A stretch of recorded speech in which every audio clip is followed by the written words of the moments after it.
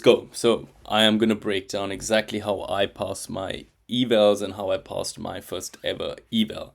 So obviously I've gone over how to do it like on CPI.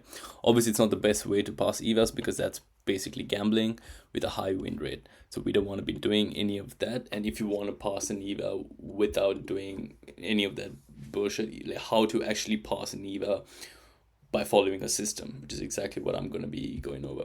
So the key thing over here is, we're not going to focus too much on the strategy because that's going to change from person to person.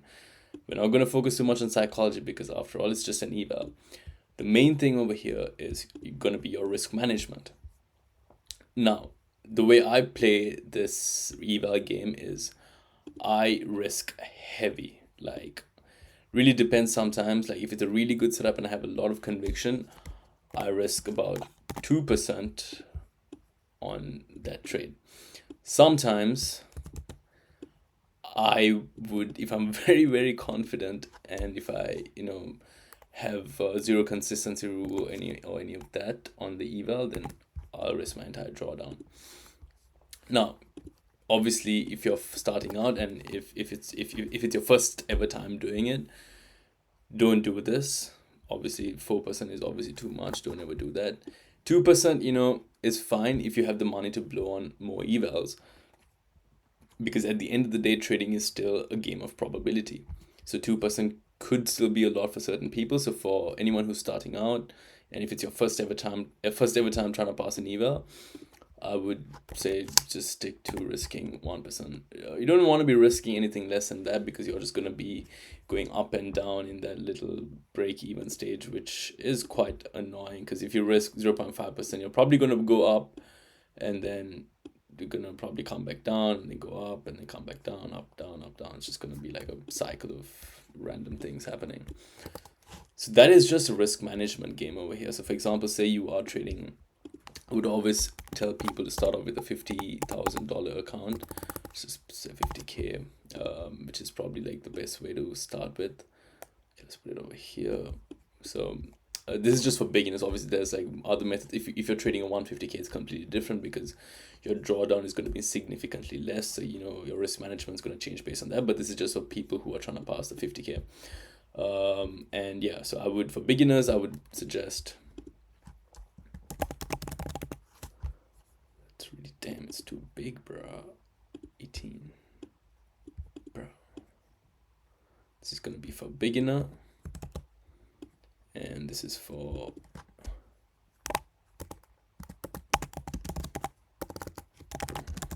past before. Right, it's simple as that. Now, this is just a risk management. I'll go over which prop firms to start off with, in my opinion.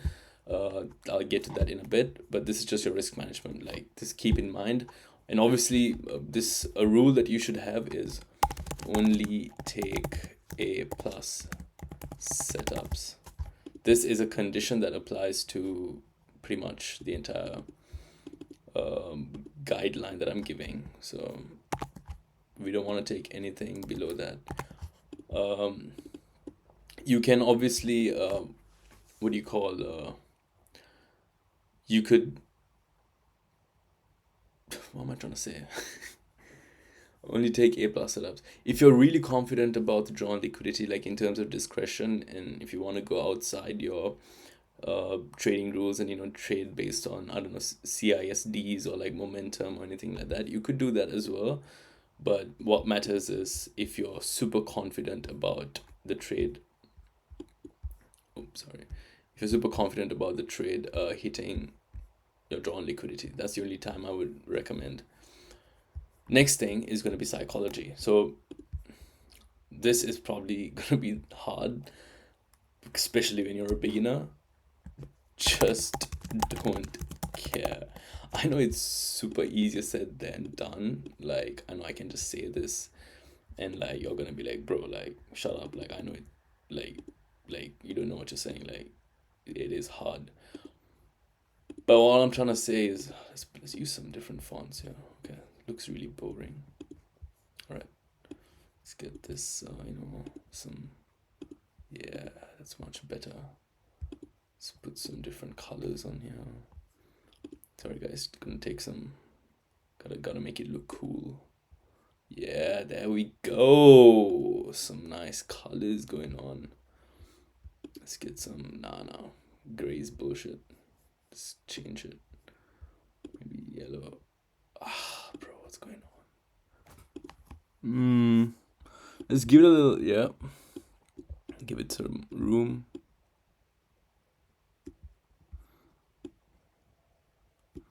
Yeah, I think that's much better. Okay, I can't really be bothered changing everything, but yeah, let's just, you know, okay, whatever. Let's try and put a line here so we can, yeah, okay. Why does it look so bad? Was like any straight lines or some shit?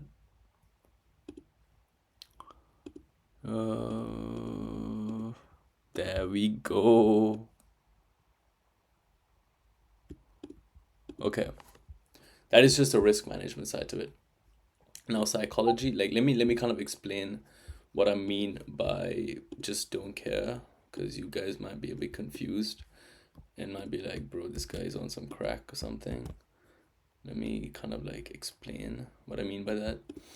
So when you're trading evals, you need to understand that it is demo money. Like, okay, after passing an eval, it's still demo money. It's not real money, but eval is like demo. So like, you should not care.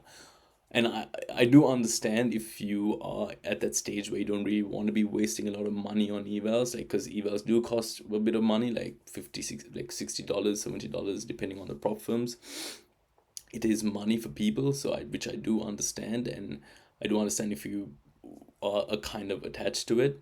But what I want you to do is I want you to basically rewire your brain into thinking that you are paying $50 for a 50K account, and if you pass this and if you get your first payout, you will be basically making almost like 1,000% return on investment, right? But like, I know it's easier said than done because I've been there as well.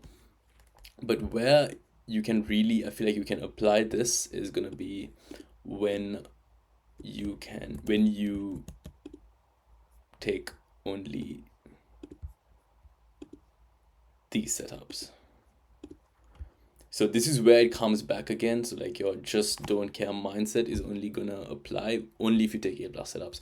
For example, if you end up taking I don't know, like a B setup or a B minus or something, chances are it's going to probably play out. And like, I know a lot of professional day traders who have been in the space for a really long time and they don't want to waste any time on evals.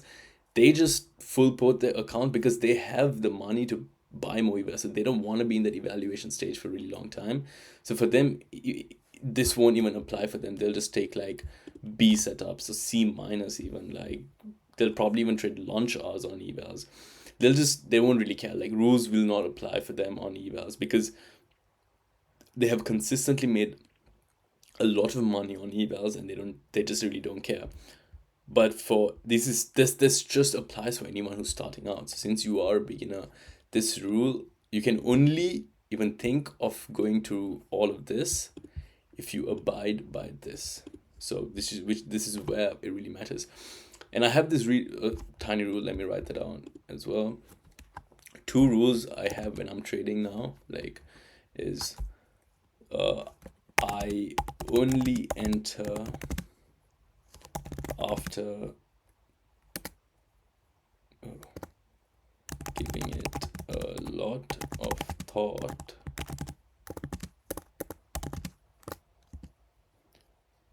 but once entering, there is no going back. Okay, that is quite long. Let's move this. Okay, I hope you guys understand what I'm trying to say by that. Bro. I've never used this ever in my life before. It's a bit weird, I can't lie. Okay. How do you like giving it? No, like, okay, that's a bit weird. Anyway, as long as you guys understand, right? And the other rule is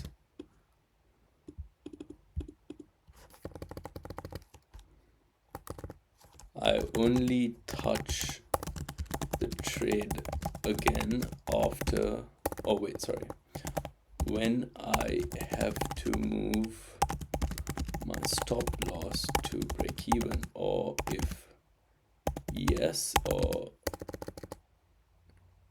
if my correlated pair has taken out my target. The only times I genuinely like meddle with my trade is when these two things are there. So obviously number one is I only enter after giving it a lot of thought, but once everything is,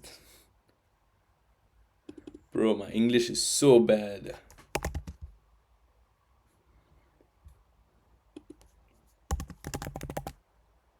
Okay, that's much better. All right, so I hope you guys understand what I mean by that. So this is going to be the rule that you're going to be abiding by. Just don't care, right? But you can only get to this state if you're only taking A+ setups, and also this also correlates to your risk management. If you're risking your entire account, because let's be real, your A+ setups still only have a 70% win rate, so you still have 30% chance of losing. So just because you're so confident about this hitting on TP, and if you go full poach your entire account, you still can lose it, because you know there's still a statistic of you losing to the 30% can that trade could be a part of the 30%, which is exactly why risk management, they're all correlated, guys, in a way. If you guys understand, this is kind of correlated to this, and damn, I actually like this. This is correlated to this, and this is correlated to that, if that makes sense, right? So obviously this just don't care mindset is only going to come with A+ setups and risk management. Now strategy, I am not going to really talk about anything because I feel like all of you guys know your strategy. I am not going to meddle with it. I personally trade inversions, ICT stuff, so which is what works for me. As long as you have back tested and you have a proven win rate, you can obviously trade anything. Just use a proven win rate. Just use a proven, no, just use a high win rate model. You know what? Just use a profitable model. If I'm gonna get so much hate on in the comments for the model, yeah. Like, yeah. So I'll just remove this because you know. I think that should be clear. So I hope everyone understands. Okay, all right, bro. Let's chill with the fonts. Yeah. So again, strategy is also gonna correlate with your A+ setups, and I'm thinking of something else. Let's put this psychology.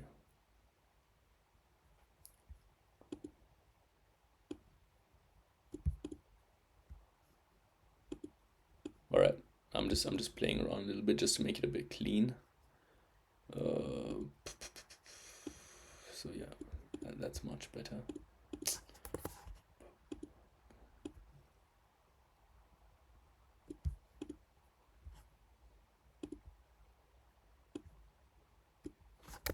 Oh, there we go. That's much better. So your psychology risk management strategy is correlated with this, only taking A+ setups. And this mindset is truly only going to apply if you abide by risk management, which is what I'm trying to say with these arrows, if you guys don't understand. But I hope this is kind of clear. Obviously you can not email. What am I saying? You can text me on Instagram if you have any questions, or just like leave a few comments or something, and I'll try and answer these questions. But yeah, like, I mean, this is just, don't stress too much on evaluations. They're just prop firms are there to like make money off of you. That's the whole point. We're just a customer to them, not a trader to them. They don't want you to pass it. That's why they have these strict rules. Oh, also going back to the prop firms use, I'm gonna only mention prop firms that I have used in the past. So yeah, let's break it down quick.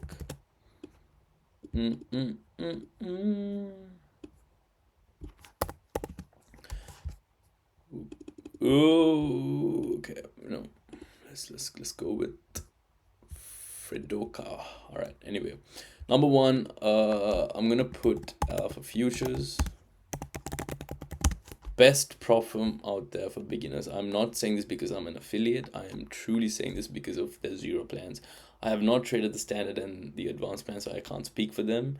But from what I've traded, the zero plan, amazing. Because no consistency rule, payout caps are, it's quite easy to get a payout as well. Only 5 winning days, and you can pass them quite easily as well. And a little cheeky discount code SHAWIN for however much they have going on right now. I think currently it's 10%, but feel free to use it, guys. Feel free. Next one, currently the other prop firm I'm trading with is Lucid Trading.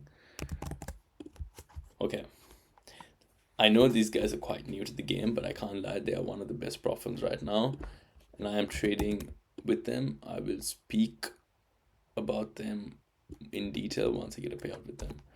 Next you have Tradify. I have not traded with them. I'm only speaking because a couple of my friends have traded with Tradify and they've done well, and I've also been to their social event and I spoke to a lot of people over there, and they've spoken good things about Tradify.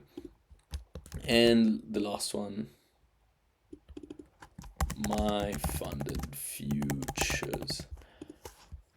I'm not too sure about my funded futures. I think you can still go with this because of the price, which is not too expensive. They have a nice 50k account. I think it's the core plan, which you can obviously trade with that. It's completely up to you. But me personally, this is in order, by the way. So my first preference would be Alpha, second preference would be Lucid, third is Tradify, and fourth is gonna be my funded futures.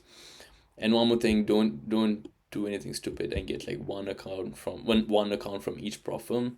Just get, if you're trading with Alpha, just get 3 accounts with Alpha. If you're trading with Lucid, get 5 accounts with Lucid. If you're trading with Tradify, get 5 accounts from Tradify. If you're trading with my funded futures, get 5 accounts from them. Don't get like one from my fund and one from Tradify, one from Lucid. Like, stick to one prop firm. It's easy to copy trade as well.